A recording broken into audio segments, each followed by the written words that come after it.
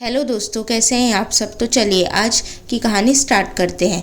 प्रिया आज सुबह किचन में काम करते हुए बेहोश होकर गिर गई। उसकी सास उसे लेकर हॉस्पिटल गई, जहां डॉक्टर ने बोला कि आपकी बहू प्रेग्नेंट है। तो यह सुनकर सुरेखा जी गुस्से से लाल हो गई और घर आकर सुरेखा जी प्रिया का बाल खींचते हुए उसे कमरे में ले आई और उसे एक जोर का थप्पड़ मारा और पूछा कि बता मुझे, यह बच्चा किसका है? मेरे बेटे ने तो तुझे छुआ तक नहीं है।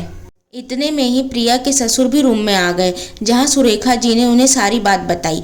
थोड़ा सोचकर बड़े ही शांत स्वर में उन्होंने प्रिया से पूछा कि बहू बताओ, यह बच्चा किसका है? हम तुम्हें कुछ भी नहीं बोलेंगे। पर प्रिया कुछ भी ना बोली, बस वो रोती ही जा रही थी। उन्होंने सुरेखा जी से कहा कि इसे रूम में बंद करके 2-3 दिन खाना पीना ना दे, अपने आप ही अकल ठिकाने आ जाएगी और सारी सच्चाई भी उगल देगी वो। सुरेखा जी ने प्रिया को रूम में बंद करके बाहर से ताला लगा दिया। प्रिया बेड पर लेटे लेटे बस रोए ही जा रही थी और पुराने दिनों को याद कर रही थी। सुरेखा जी ने खुद प्रिया को अपने बेटे अजीत के लिए पसंद किया था। अभी उसकी शादी को 3 महीने ही हुए थे। शादी वाले दिन ही जब दोनों की शादी संपन्न हो गई, तभी आर्मी के हेडक्वार्टर से अजीत को कॉल आया कि आपको जल्द से जल्द रिपोर्टिंग करनी होगी, क्योंकि कुछ आतंकवादियों के हमला करने की खबर हमें मिली है। जब यह बात प्रिया के मम्मी पापा और प्रिया को पता चली, तो प्रिया के मम्मी पापा ने कहा कि दामाद जी, जब आप वापस आ जाएंगे तब हम अपनी बेटी की विदाई आपके साथ कर देंगे। तो अजीत ने कहा कि नहीं मम्मी पापा, आपको आज ही प्रिया की विदाई करनी होगी मेरे मम्मी पापा के साथ में। हमारे यहाँ शादी के तुरंत बाद ही बहू की विदाई ना हो तो उसे अपशगुन माना जाता है, और भगवान ना करे अगर मुझे कुछ हो जाता है तो मेरे घर वाले प्रिया को ही दोष देंगे, जो मुझे मंजूर नहीं होगा। इसलिए आप प्रिया की अभी विदाई कर दीजिए। मुझे अपने देश के लिए अपना फर्ज निभाने के लिए जाना ही होगा। ऐसा कहकर अजीत वहीं से अपना फर्ज निभाने के लिए निकल गया और प्रिया अपने सास ससुर के साथ आ गई अपने ससुराल। पति के बिना एक पराए घर में रहना ही बहुत चुनौतीपूर्ण होता है। फिर भी प्रिया सबको खुश रखने की पूरी कोशिश करती थी। उसके सास ससुर को भी प्रिया से कोई शिकायत नहीं थी। एक बात की बात है, प्रिया के सास ससुर अपने रिश्तेदार की शादी में शामिल होने के लिए 2 दिन के लिए शहर से बाहर गए। चूंकि प्रिया की तबीयत ठीक नहीं लग रही थी तो वो नहीं गई। तो उस रात को प्रिया का देवर उसके कमरे में आया। वो था तो 21 साल का जवान लड़का, पर उसका दिमाग 5 साल के बच्चे के जैसा था। उसे खुद नहीं पता था कि अभी उसकी शरीर की क्या जरूरत है। वो प्रिया के रूम में आया और प्रिया के ऊपर बैठ गया। प्रिया अचानक से उठी और अपने देवर को अपने ऊपर बैठे देख डर गई। प्रिया ने उसे हटाने की कोशिश की, पर वो हटा ना सकी और उसके देवर ने उसके साथ जबरदस्ती की। प्रिया असहाय होकर बस रोए ही जा रही थी। जब उसके देवर की जरूरत पूरी हो गई तो वो अपने कमरे में चला गया। प्रिया तो उसे कुछ बोल भी नहीं सकती थी, क्योंकि उसे कुछ समझ ही नहीं था।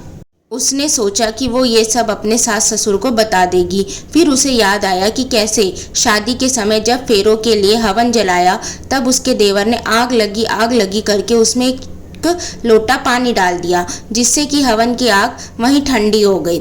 जिससे प्रिया के माँ बाप जब गुस्सा होकर कुछ बोलने लगे, तो प्रिया के सास ससुर ने कहा कि भले हमारा बेटा उम्र से बड़ा हो गया है, पर उसका दिमाग बच्चों वाला ही है। आपको अगर उसकी ये हरकत पसंद नहीं आई तो हम अभी बारात वापस लेकर चले जाते हैं। उन्होंने अजीत से कहा कि चलो बेटा, हमें ये शादी नहीं करनी है। तो प्रिया के माँ बाप ने हाथ जोड़कर बारात को वापस जाने से रोका। फिर शादी संपन्न हो पाई।